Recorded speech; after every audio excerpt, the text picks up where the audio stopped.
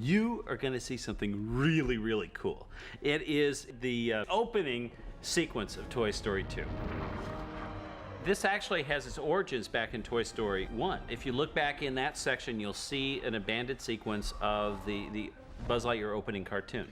In this section, actually, of the DVD, this is extremely cool, is it we have how many sections, how many versions of this do we have? You're going to be able to see the storyboards, you're going to be able to see the layout, you're going to be able to see the animation before we put any of the textures or the lighting in, and then you're going to be able to see the final version with all the lighting. That is cool. And you're going to be able to switch them. How?